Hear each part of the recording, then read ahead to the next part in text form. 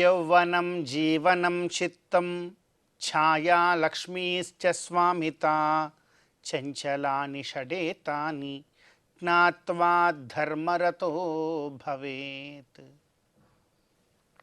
అత్యంత పవిత్రమైనటువంటి ఈ చైత్రమాసంలో శుభోదయ వేళలో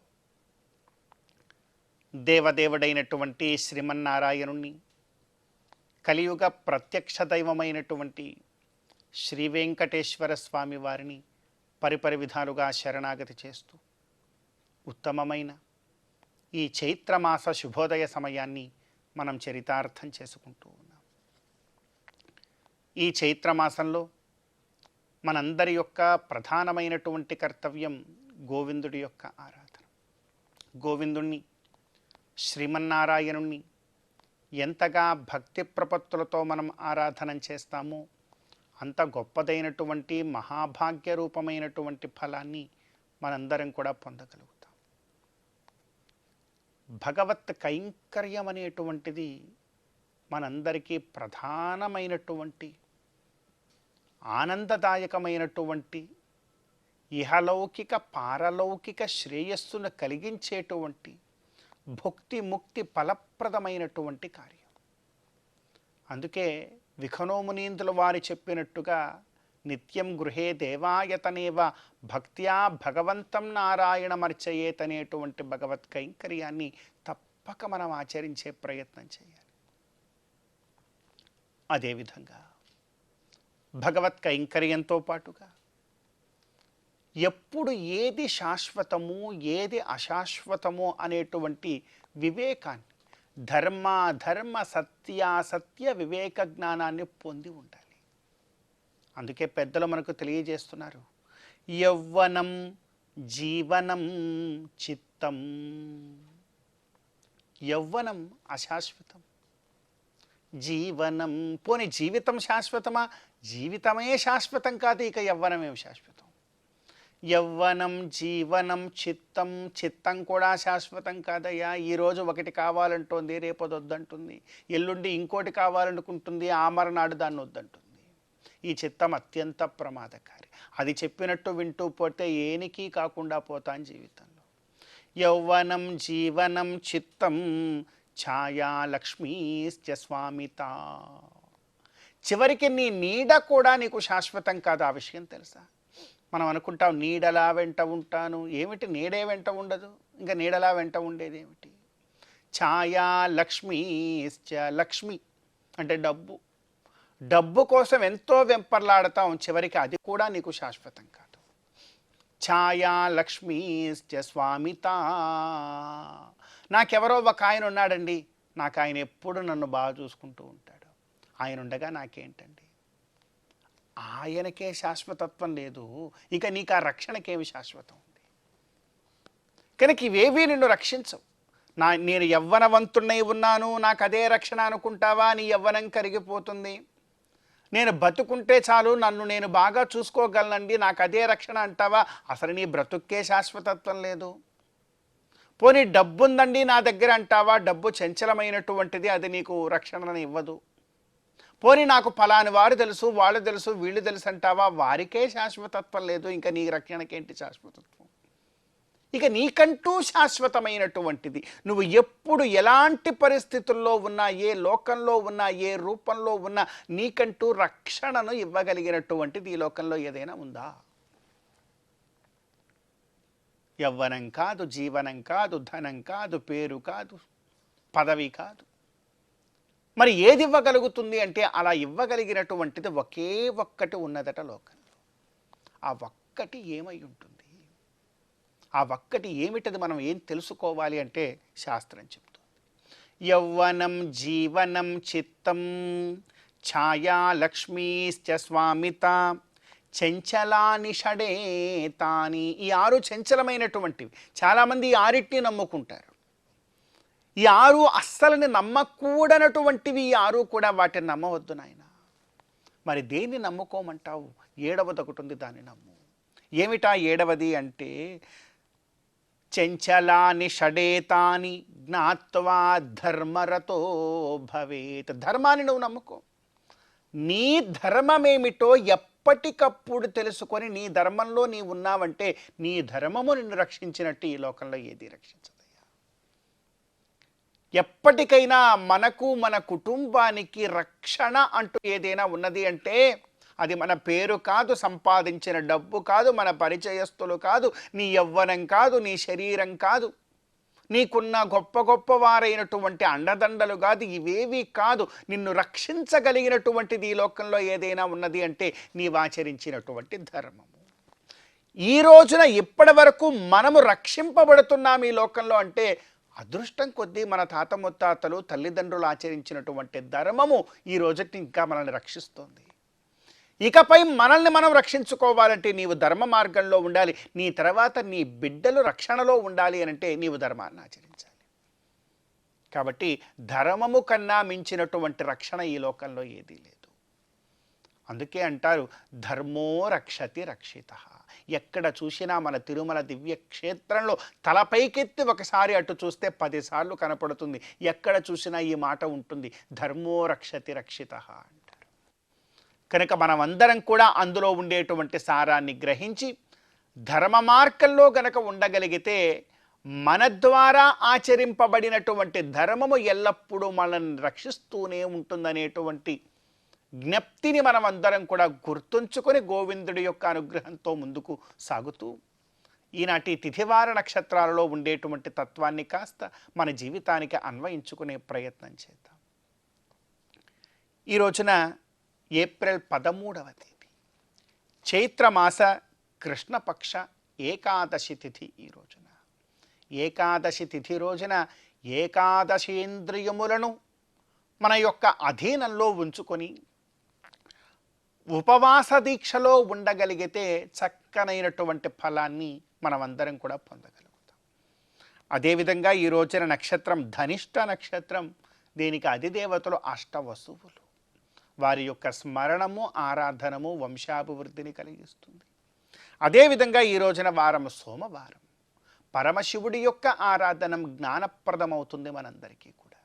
కనుక ఈ తిథివార నక్షత్రాలలో ఉండేటువంటి తత్వాన్ని మన జీవితానికి అన్వయించుకొని గోవిందుడి యొక్క అనుగ్రహంతో ఈ చైత్రమాస శుభోదయ సమయాన్ని మనం చరితార్థం చేసుకుందాం. శ్రీ మహాలక్ష్మియట సింగారాలకే మరుదు, కాముని తల్లియట చక్కదనాలకే మరుదు. శ్రీ మహాలక్ష్మియట సింగారాలకే మరుదు, కాముని తల్లియట చక్కదనాలకే మరుదు. సోమునితో బుట్టువట సొంపు కళలకే మరుదు. కోమలాంగి ఈ చూడి కుడుతనాంచారి చూడరమ్మ సతులాల శోభాన పాడరమ్మ కూడున్నది పతి చూడి కుడుతనాంచారి.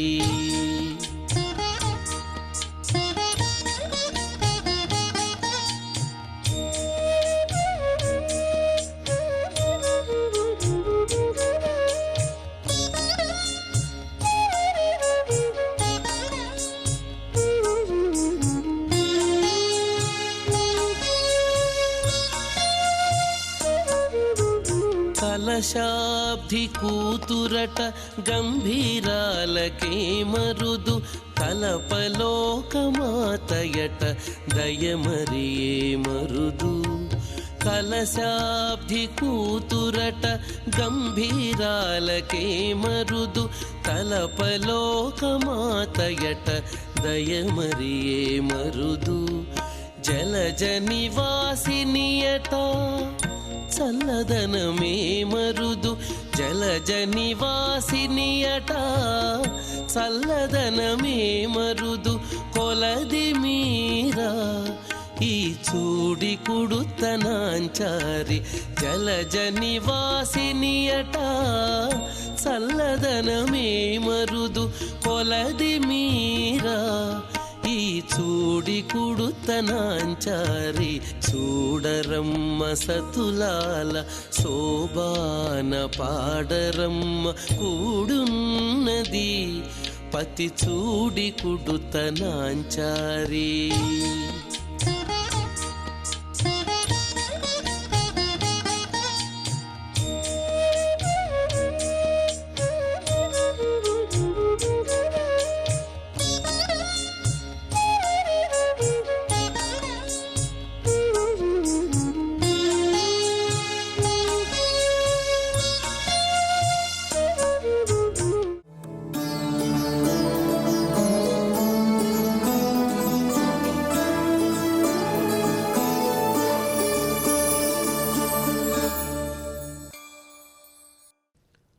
యో నిత్యమచ్యుత పదాంబుజయుగ్మరుక్మ వ్యామోహతః తైతరాణి తృణాయ మేనే అస్మద్గురోః భగవతోస్య దయైకసింధోః రామానుజస్య చరణౌ శరణం ప్రపద్యే.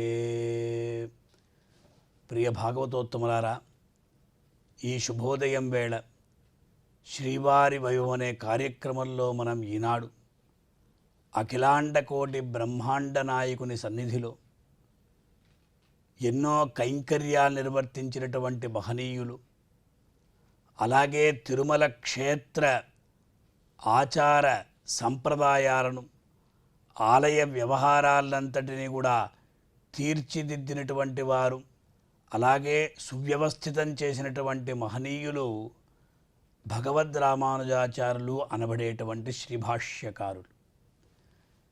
వీరికి తిరుమల క్షేత్రానికి ఉన్నటువంటి సంబంధం అవినాభావ సంబంధం. 3 మార్లు వారు తిరుమల యాత్ర చేశారు. తిరుమల యాత్ర చేసి ఎన్నో కైంకర్యాలంతా నిర్వర్తించి అదే ప్రకారం అచ్చట ఎటువంటి సందేహానికి తావు లేకుండా వైఖానస ఆగమోక్తంగా ఆరాధనలు జరపబడాలి, శ్రీవైష్ణవ సంప్రదాయం ప్రకారం ఉత్సవాలంతా జరపబడాలి అని నిర్ణయించినటువంటి మహనీయులు వీరు. ఏకాంగి వ్యవస్థను, అదే ప్రకారంగా జీయర్ వ్యవస్థను ఏర్పరిచినటువంటి వారు శ్రీభాష్యకారులు. వీరినే భగవద్ రామానుజాచార్యులు అని, ఉడయవర్లు అని, ఎంబెరుమానార్లు అని, యతిరాజులు అని, పంచాచార్య పదాశ్రయ అని ఎన్నో పేర్లతో అందరూ కూడా కీర్తిస్తూ ఉంటారు. అటువంటి మహనీయులు మనకు విశేషంగా ఏ ప్రకారంగా భగవంతుణ్ణి సేవించాలి, వారి యొక్క అవతార రహస్యం ఏమిటి అని మనం చూసినప్పుడు వడుగనంబి అనేటువంటి ఆచార్య పురుషులు ఒక చక్కటి శ్లోకం ద్వారా మనకు తెలియజేస్తున్నారు. తతో జగన్ మంగళ పింగళాబ్దే చైత్రాగ్ర శుక్లఛద పంచమీకే ఆర్ద్రాభిదక్షేణ యుతే చవారే బృహస్పతే సన్మృగరాజలగ్నే వేదాంత సిద్ధాంత సమర్థనాయ బాహ్యాంతర భ్రాంత మతాపనుత్యై శేషాంశకః కేశవయజ్వదేవ్యాం తేజోనిధిః కశ్చిత్ ఇహ ఆవిరాసీత్. రామానుజుల వారు సాక్షాత్తు ఆ దేవదేవునికి తీర్థ పుష్ప మంత్రపుష్ప వేదపారాయణ కైంకర్యం చేస్తూ ధరించినటువంటి తిరుమలనంబి వారి యొక్క మేనల్లుడు. తిరుమలనంబి అంటేనే తిరుమల గుర్తుకొస్తుంది, తిరుమల అంటేనే తిరుమలనంబి గుర్తుకొస్తారు. ఎందుకంటే తిరుమల ప్రథమ పౌరుడిగా ప్రసిద్ధిగాంచిన వారు తిరుమలనంబి వారు. వారు శ్రీయప్పతి అయినటువంటి శ్రీ వెంకటేశ్వర స్వామికి ఎన్నో కైంకర్యాలు నిర్వర్తించారు. వారు తిరుమలలోనే వేంచేసి ఉండేవారు కనుక వారికి శ్రీశైల పూర్ణులు అని పేరు. పితామహస్యాపి పితామహాయ ప్రాచేత సాదేశ ఫలప్రదాయ శ్రీభాష్యకార ఉత్తమదేశికాయ శ్రీశైలపూర్ణాయ నమో నమస్తాతని వారి ప్రత్యేకమైనటువంటి శ్లోకం అన్నమాట. సాక్షాత్తు శ్రీనివాసుని ద్వారా తాత తాత అని పిలువబడినటువంటి మహనీయులు వారు.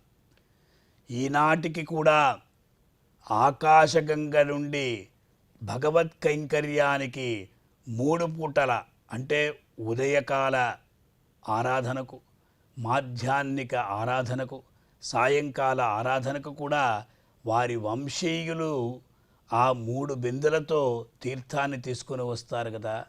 ఆ తీర్థాన్ని ఇప్పటికి కూడా వినియోగిస్తున్నారు ఆరాధనకు. అటువంటి మహనీయులు తిరుమలనంబి వారు భగవంతుడికి ప్రతినిత్యం కూడా ఆనాడు తీర్థ కైంకర్యాన్ని, పుష్ప కైంకర్యాన్ని కూడా చేసినటువంటి వారు. అదే ప్రకారంగా మంత్రపుష్ప కైంకర్యాన్ని చేశారు. అలాగే వేదపాలన కైంకర్యం చేశారు, ప్రబంధ కైంకర్యం కూడా చేశారు. తరువాత అనంతాళ్వాన్లు వచ్చారు, వారికి పుష్ప కైంకర్యాన్ని నిర్వర్తించారు. భగవద్ రామానుజుల వారు ఆ వ్యవస్థితం చేసిన తర్వాత దివ్య ప్రబంధ కైంకర్యాన్ని జియంగార్ స్వాములు అక్కడ విశేషంగా నిర్వర్తిస్తున్నారు. అటువంటి రామానుజుల వారు తతో జగన్ మంగళ పింగళాబ్దే అన్న రీతిగా ఆ జగత్తుకి మంగళాన్ని కలిగించేటువంటి పింగళనామ సంవత్సరం గురువారం సింహలగ్నం ఆర్ద్రా నక్షత్రంలో వీరు అవతరించారు. శుక్లపక్ష పంచమి తిథి నాడు. తతో జగన్ మంగళ పింగళాబ్దే చైత్రాగ్ర శుక్ల చద పంచమీకే ఆర్ద్రాభిద్రక్షేణ యుతే చ వారే బృహస్పతే సన్ మృగరాజ లగ్నే. మృగరాజ అంటే సింహం, సింహలగ్నంలో బృహస్పతి వారంలో భగవద్ రామానుజుల వారు ఆ తిరుమలంబి వారి యొక్క సోదరి కాంతిమతి, 2 సోదరీమణులు కాంతిమతి, అదే ప్రకారంగా ఆ భూదేవి శ్రీదేవి అని చెప్తూ ఉంటారు. అలా ఆసూరి కేశవ సోమయాజి వారి యొక్క ధర్మపత్ని కాంతిమతి, అందువల్ల కాంతిమత్యాం ప్రసూతాయ అన్న రీతిగా అటువంటి కాంతిమతికి శ్రీపెరుంబూదూర్ అనే దివ్యక్షేత్రంలో ఆ దంపతులకు వీరు అంటే దాదాపు 1017వ సంవత్సరం, ఈనాటికి 1008 సంవత్సరాలు అవుతున్నాయి. ఆ సమయంలో వీరు అవతరించారు. అవతరించిన వెంటనే తిరుమలనంబి వారికి ఈ వార్త చెవినపడింది. తిరుమలలో కైంకర్యాన్నంతా కూడా నిర్వర్తించుకుని వారు శ్రీపెరుంబూదూరుకు వచ్చారు. వచ్చి ఆ బాలుణ్ణి చూసిన వెంటనే ఆహా లక్ష్మణో లక్ష్మి సంపన్న, ఎంత బాగున్నాడు, సాక్షాత్తు రాముడి యొక్క తమ్ముడిగా ఇక్కడ ఇతను ఈ ప్రకారంగా మనకు అతని యొక్క తేజస్సు అలా ఉన్నది అన్నారు. అలా భగవద్ రామానుజుల వారి యొక్క అవతారం జరిగినది. ఆ రామానుజుల వారు తిరుమలేశునికి కైంకర్యాన్ని నిర్వర్తించారు కనుక ఆ రామానుజ వైభవాన్ని మనం తెలుసుకునే ఉంటాం. ఆచార్యుని ద్వారా ఆ శ్రీ వెంకటేశ్వర స్వామిని మనం దర్శించుకొని తరిద్దాం. ఓం నమో వెంకటేశాయ. అమరవందితయట అట్టే మహిమయే మరుదు, అమృతము చుట్టమట ఆనందాలకే మరుదు. అమరవందితయట అట్టే మహిమయే మరుదు, అమృతము చుట్టమట ఆనందాలకే మరుదు. తమితో శ్రీ వెంకటేశు తానే వచ్చి పెండ్లాడే, తమితో శ్రీ వెంకటేశు తానే వచ్చి పెండ్లాడే. కొమెర వయస్సు ఈ చూడి కుడుతనాంచారి, చూడరమ్మ సతులాల శోభాన పాడరమ్మ కూడున్నది. పతి చూడి కుడుతనాంచారి, చూడరమ్మ సతులాల శోభాన పాడరమ్మ కూడున్నది. కూడున్నది పతి చూడి కుడుతనాంచారి. శోభాని శోభాని శోభాని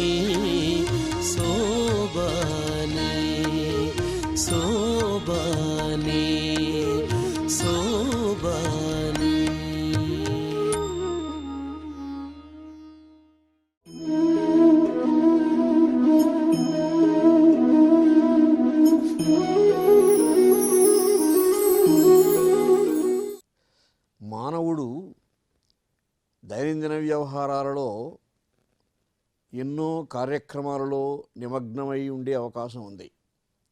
మనం ఎన్నో పనులు చేస్తూ ఉంటాం. మన జీవన ప్రస్థానాన్ని నిర్విఘ్నంగా కొనసాగించే ప్రయత్నంలో మనకు అవసరమైనటువంటి కార్యకలాపాలని కూడా నిర్వహించవలసిన అవసరం ఉంటుంది. అదే కర్మయోగం. అయితే ఈ కర్మయోగంలో అనేకమైనటువంటి అంశాలు ఉన్నాయి, పరిశీలించవలసిన అంశాలు. అనిష్టమిష్టం మిశ్రంచ త్రివిధం కర్మణ ఫలం నతు సన్యాసినాం ప్రేత్య భవత్యత్యాగినాం ప్రేత్య నతు సన్యాసినాం క్వచిత్. శ్రీకృష్ణ భగవానుడు ఈ శ్లోకంలో కర్మ యోగంలో ఉన్నటువంటి ఒక ఐతిహ్యాన్ని, ఒక అంశాన్ని బాగా చెప్పారు. మనం చేసే పనులు అనిష్టము, ఇష్టము, మిశ్రము. ఒక కార్యక్రమం చేస్తాము, తద్వారా ఏదో ఒక ఫలితం ఉంటుంది మనకి. ఆ కార్యక్రమము మంచి కార్యక్రమం కానప్పుడు మంచి ఫలితాన్ని మనం ఆశించి లాభం లేదు. కాబట్టి దుఃఖకరమైనటువంటివి పర్యవసానాలు ఉంటాయి, ఇష్టమైనటువంటివి సుఖం చేకూర్చే పర్యవసానాలు ఉంటాయి, మిశ్రమంగా కూడా ఉంటాయి. కొంత సుఖము దుఃఖము కలిగి కూడా ఉంటాయి. కాబట్టి ఈ కర్మయోగాన్ని నిర్వహించే సందర్భంలో జీవుడు ఏం చేయాలి? త్యాగం చేయాలి. కర్మఫలాన్ని అంటే పనులు నిర్వహించడం వరకే నా బాధ్యత, కానీ ఫలితాన్ని ఇచ్చేవాడు పరమాత్మ. అదే మరొక చోట చెప్పాడు, కర్మణ్యేవాధికారస్తే మా ఫలేషు కదాచన. అర్జునుడు నేను యుద్ధం చేయనన్నాడు. యుద్ధంలో జయం వస్తుందో విజయం వస్తుందో మనం చెప్పలేం కదా అన్నాడు. అయ్యా, యుద్ధంలో జయము విజయము ఆశించి యుద్ధం చేయొద్దు. నువ్వు యుద్ధం చెయ్యి, త్రికరణ శుద్ధిగా నీ కర్తవ్యాన్ని నిర్వహించు.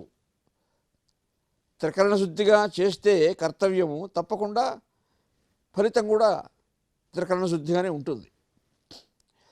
ఎక్కడో లోపం వచ్చింది అంటే నీలో లోపం ఉందని అర్థం. కాబట్టి అనిష్టమిష్టం మిశ్రంచ త్రివిధ కర్మణ ఫలం భవత్యత్యాగినా ప్రేత్య నతు సన్యాసినాం క్వచిత్. కర్మఫలాన్ని మనం సన్యాసించాలి. ఈ కర్మఫలం ఎలా ఉంటుందో కాదు. ఒక ఉత్తమ విద్యార్థి ఉన్నాడు, పరీక్షలో కష్టపడి చదువుతున్నాడు. బాగా కష్టపడి చదివినప్పుడు ప్రశ్నాపత్రంలో ఏ ప్రశ్న ఉన్నా అతను భయపడే అవకాశం లేదు. అలాగే యుద్ధరంగానికి వెళ్ళే వీరుడు కూడా విజయుడు అని అర్జునుడు ఎందుకు అంటారు? ఆయన కృషి అలాంటిది, ఆయన స్వయం కృషి అలాంటిది, ఆయన పరిశ్రమ అలాంటిది.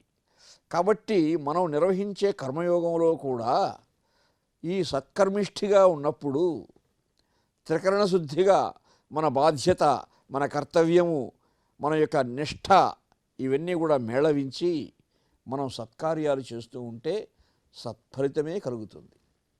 అలా కాకుంటే దుష్కర్మ ఫలితం దుష్కర్మంగానే ఉంటుంది, దుష్ఫలితంగానే ఉంటుంది, పర్యవసానం బాధాకరంగానే ఉంటుంది. కాబట్టి ఈ మూడు అనిష్టము, ఇష్టము, మిశ్రమము, ఈ మూడు తారతమ్యాలు తెలిసి మానవుడు కార్యక్రమాలు నిర్వహించాలి. అలా నిర్వహించినప్పుడే సత్ఫలితాన్ని పొందగలడు. విద్యార్థులైనా, శాస్త్రవేత్తలైనా, అధ్యయనశీలురైనా, అనుష్ఠానశీలురైనా ఏకాగ్రత లేకుండా అనుష్ఠానం చేసి లాభమేమని చెప్పండి. కాబట్టి మనం దేవతార్చన చేసినా ఏమి చేసినా కానీ త్రికరణ శుద్ధిగా చేయాలి. ఏదో లాభాన్ని ఆశించేస్తున్నామని కాదు. అర్థార్థులు అంటాం, అర్థార్థిగా కాదు చేయవలసింది. భగవంతుని మెప్పించాలంటే జ్ఞానంతోనే మనం కర్తవ్యాలు నిర్వహించాలి. అలా జ్ఞానంతో కర్తవ్యం నిర్వహించినప్పుడు తప్పకుండా పరమాత్మ మనకు సత్ఫలితాన్ని ఇస్తాడు అని శ్రీకృష్ణ భగవానుని యొక్క తాత్పర్యము.